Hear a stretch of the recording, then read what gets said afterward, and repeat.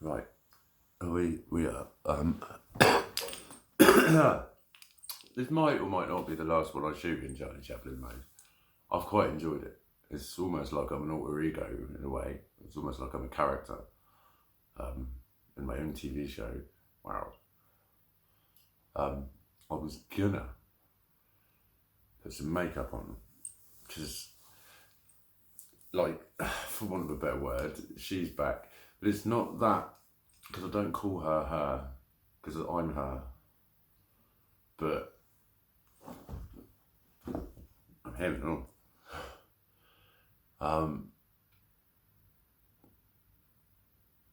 It is. I think it's to do with the like the white. That's what I thought of today. I was always thinking, like, is it blank? Because it's blank, and it's like, you know, the colours and the way I use colours. They're like, I often say they're therapy, but like I said, I don't know what I need to expect back until I see it, and it's to do with the colours that I put together. That's why I call myself an artist. I mix and match colours and styles. It's a big part of it. But I did go very white. Very white. And then today I suddenly went really colourful again. I've got like my spangly boots on and my stripy t-shirt, and I wore my pink fur and all of that. And I wanted to put some makeup on. I hadn't worn it for about 4 days. I think, maybe even longer. I just haven't bothered. I've wanted to a couple of times. I've run out of time tonight. I don't know what the fuck happened between 7 and whatever time it is now. 9 something. Literally don't know, because I also had the idea, I was like, should I just do a little live? Jump on live. It's like, it's 9 something. It's like, they do have kids next door. They've not complained once since the night they complained. I've had it on a few times, but I've just had the little tiny speakers on, and I've been doing it all through the live I've been doing through the headphone socket on the phone and sending it direct. So hopefully the other end they can crank it up, have it as loud as they want, and put their phones on, and it'll be loud. And they've not said anything, but I have kept it to, like, you know, I can't hear it in this room, it's just literally next door. I know sometimes, yeah, some walls it goes through, sometimes it's the room downstairs that really suffers, all of that sort of shit. I'm aware of that. There's certain rooms in some houses, you think, I can't fucking hear it in here. But then I go out there and it's like, but that's in the room where I've got loads of my packing. It's like, I looked at that and I thought, do you know what? I'm fucking glad I'm just focusing on packing now, really.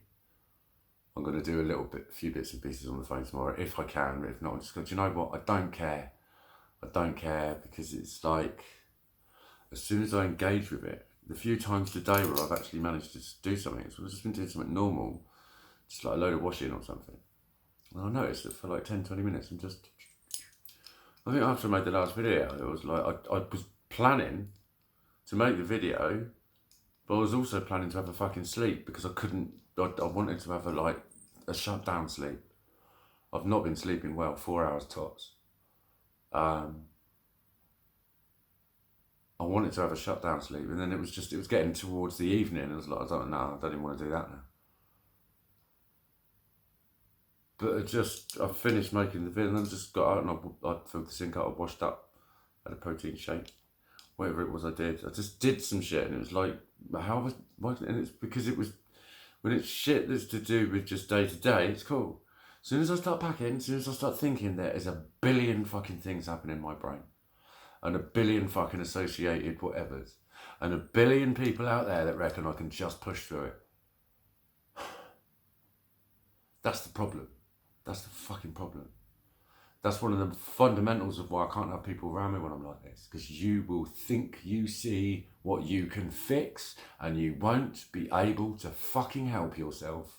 And if I dare tell you that you're wrong, oh my God, it's like I've insulted you from the deepest part of your fucking soul.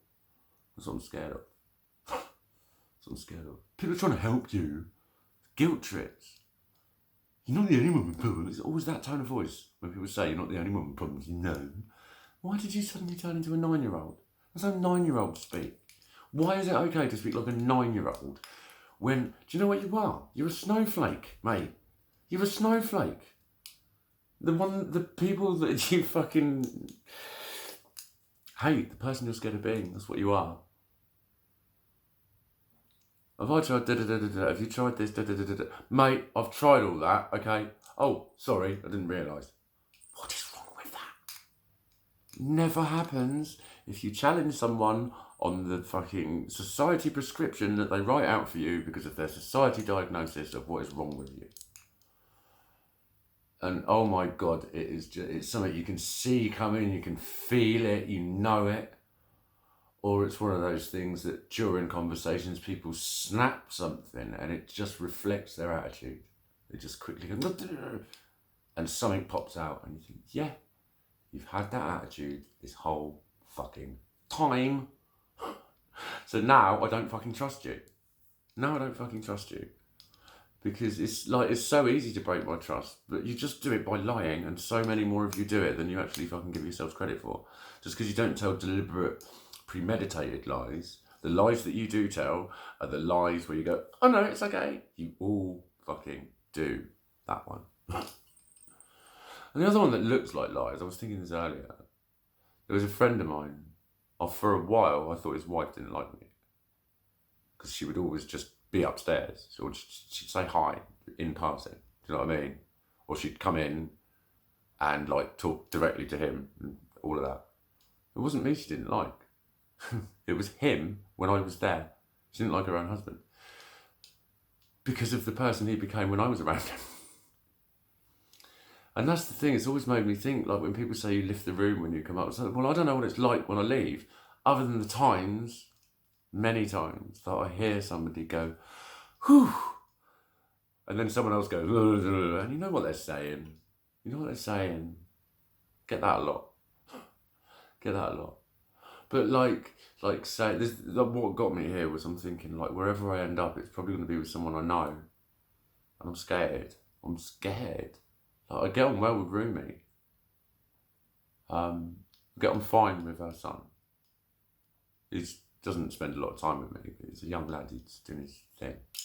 You know what I mean? He's never unfriendly to me. He always says hello. He'll always have a chat. I like the guy, he's alright. And we keep out of each other's fucking face. We've got no reason to be around each other and we've got a kind of mutual respect for that. But Rumi, it's like, I'd see her and chat to her a lot every day.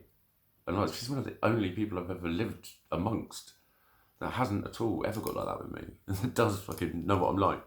She gives me the odd bollocking from my mess and shit, but then she just sits and goes, I know you forget. Because she sees me start doing things, she notices a lot of shit.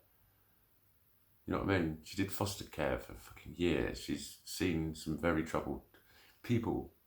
They might be children, but they're young people. So they're all young people. And I'm a young person. I really am. She talks to me like I'm one. She says, oh, you remind me of fostering. So I'm not surprised. A lot of men would be insulted by that. So it's basically like, if it's what you get given, mate, it's what you get given. And, you know, my brain didn't grow all the way up. That's the easiest way to fucking put it. But you all know what I can do. You all know what I can do, and you all have to interrogate me about it, and you all have that about you. It's fucking wearisome, mate. What you've got to realise is, right, that means that you've assumed I don't realise something, which means you've interpreted my behaviour as inconsiderate. Wrong. Not in the know, yeah. Not able to interpret, yeah. Inconsiderate, fuck off. Inconsiderate, how dare anyone. I'd like fucking the amount of times I've been considerate to my own fucking detriment. Over considerate to everyone. I'm told that I'm fucking being too fucking over polite and things matter too much and I apologise too much. Let's fuck off with your inconsiderate. But you know it because you've seen a behaviour that you recognise. That's all you fucking need. And act accordingly, you do. Why have I tended to Yoda? Act accordingly, you do. But you fucking do. You fucking do. And you can't see it because in the moment, you're in the fucking right, mate. Society fucking says. It's ludicrous. It is. But, what else was there? I was quite schizoid. Schizoidalness. Like, schizoid's a fucking difficult one. I'm not even going to try. But I mean the sensation that I've just referred to that I call schizoidalness.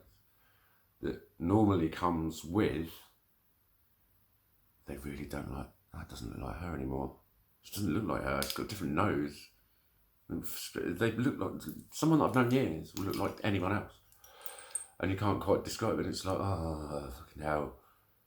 And then, because the look of their face looks different, you can't read their expressions anymore.